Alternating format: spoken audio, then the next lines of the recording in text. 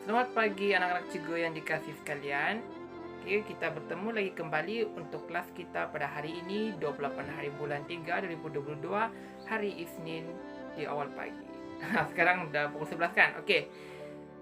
Untuk pelajaran kita pada hari ini, cikgu akan membuat penerangan yang ringkas berkenaan dengan topik yang bertajuk cerpen dalam kesusastraan Melayu.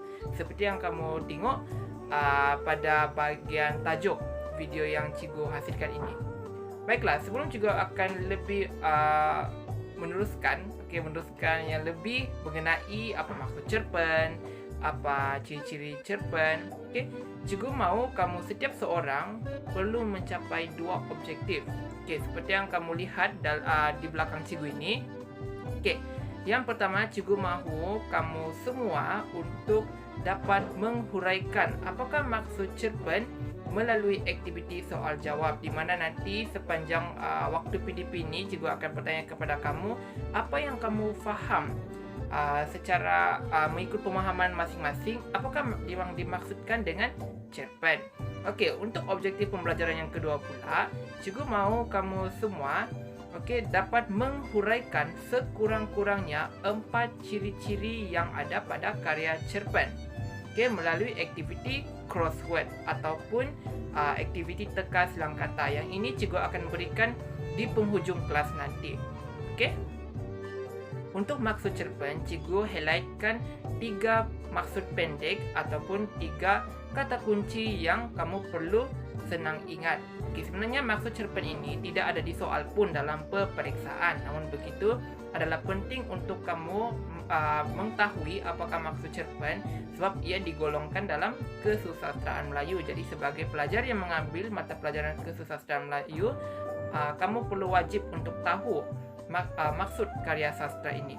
Baiklah, untuk maksud cerpen ini ada 3 seperti yang cikgu katakan tadi. Yang pertama, kamu perlu tahu bahawa cerpen ini adalah satu cerita pendek yang biasanya mengandungi 80 hingga 100 patah perkataan. Namun begitu, dalam majalah-majalah sastra seperti terbitan Dewan Bahasa dan Pustaka, ia biasanya lebih daripada 100 patah perkataan, tetapi dia tidak mencapai kepada angka 1000. Jika ia mencapai angka 1000, ia tidak disebut lagi sebagai cerpen, malah ia disebut sebagai novel. Cerpen ini juga merupakan satu cerita ataupun karya sastra di mana ia melibatkan watak-watak yang sangat sedikit bilangannya. Misalnya cerpen ini hanya ada dalam 2-3 orang yang terlibat dalam jalan cerita cerpen ini. Baik. Dan yang ketiga pula, cerpen ini adalah memfokuskan kepada satu kejadian utama. Ini maksudnya ialah cerpen ini hanya ada mengandungi satu tema yang sama ataupun mengandungi satu maksud yang sama. Dia tidak akan mengandungi pelbagai kejadian, maksud ataupun tema yang lain. Sebagai contoh, cerpen yang kamu baca ini adalah mengenai tentang keperihan seorang anak muda yang melalui pelbagai cabaran. Maka jalan cerita daripada awal sehingga akhir menceritakan tentang tema itu saja dan tidak akan menyimpang kepada tema ataupun kejadian yang lain. Macam contohnya, contohkan tema mengenai keperihan seorang anak muda. Tiba-tiba pula ia mengenai tentang kekeluargaan. Nampak di situ ia tidak mencapai tema ataupun kejadian yang utama, tidak menampakkan secara keseluruhannya, di mana apabila kamu membaca nanti ia akan mengandungi pelbagai campur aduk. Jadi kamu tidak tahu sebenarnya cerpen ini disampaikan mengenai apa. Cikgu harap kamu boleh dapat faham mengenai maksud cerpen ini. Dia tidak ditanya dalam soalan peperiksaan, tapi kamu perlu wajib untuk ambil tahu. Dalam cerpen, cikgu telah menggariskan 5 ciri-ciri yang perlu kamu tahu. Namun begitu, cikgu mahu kamu perlu untuk ingat dan menyelesaikan sekurang-kurangnya 4 ciri-ciri seperti mana yang cikgu nyatakan dalam objektif pembelajaran sebentar tadi. Baiklah, ciri yang pertama ialah kamu harus tahu bahawa cerpen ini adalah bentuk kesusastraan ataupun karya sastra pendek berbanding daripada novel. Kenapa? Kita boleh tengok dari segi bilangan patah perkataan cerpen. Bagi siapa yang pernah membaca cerpen, Cerpen biasanya mengandungi 80 hingga 100 patah perkataan. Ia boleh juga disebut sebagai ia tidak lebih daripada 1000 patah perkataan ke bawah. Jika sekiranya mencapai kepada 1000 perkataan yang ke atas, ia tidak disebut lagi sebagai cerpen, malah ia disebut sebagai novel. Ciri yang kedua pula adalah dari segi istilah panggilan untuk penulis. Berbanding novel, novel dipanggil sebagai novelis. Ia bermaksud penulis novel. Manakala cerpen tidak ada istilah khusus seperti novel, ia disebut sebagai penulis cerpen. Yang ketiga mengenai bilangan watak. Cerpen mengandungi beberapa orang watak saja, iaitu sekitar 2 hingga 10 orang. Biasanya cerpen ni penulis atau pengarang dia menggunakan 2 hingga 5 orang watak saja. Berbanding daripada novel, novel kemungkinan menggunakan 5 hingga 10 orang watak. Ia berdasarkan daripada jalan cerita masing-masing. Yang keempat adalah fokus kepada watak. Dan jika novel dia berpandukan kepada 2 atau 3 orang watak utama saja, cerpen hanya memfokuskan kepada 1 orang watak utama saja. Apa yang cikgu ingin sampaikan adalah mengenai watak utama.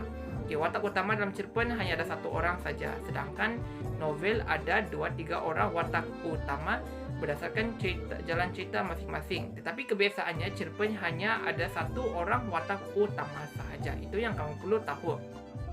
Dan ciri yang terakhir sekali adalah mengenai pembahagian bab. Novel ada beberapa pembahagian bab. Tidak kisahlah berapa bab yang dia ingin tulis. Sedangkan cerpen pula tidak ada pembahagian bab. Dia hanya menulis, dia tulis secara terus sajalah.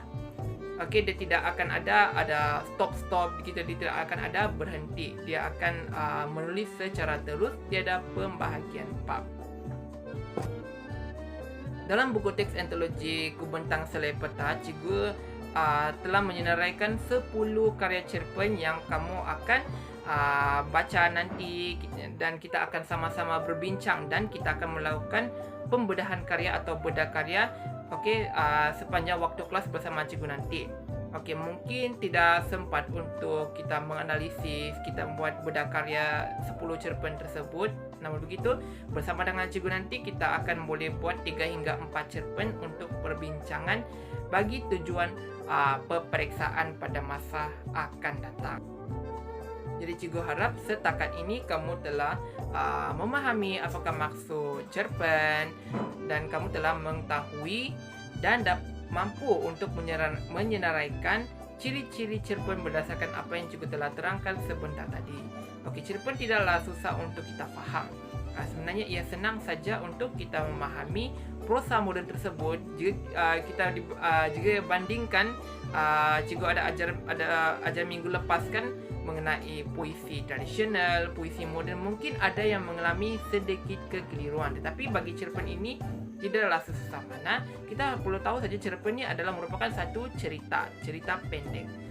Jadi itu saja untuk video PDP kita pada hari ini. Sekiranya ada masalah untuk pemahaman topik ini, boleh tanya kepada cikgu. Dan untuk aktiviti nanti cikgu akan berikan pada penghujung PDP nanti. Itu saja daripada cikgu. Sekian dan terima kasih.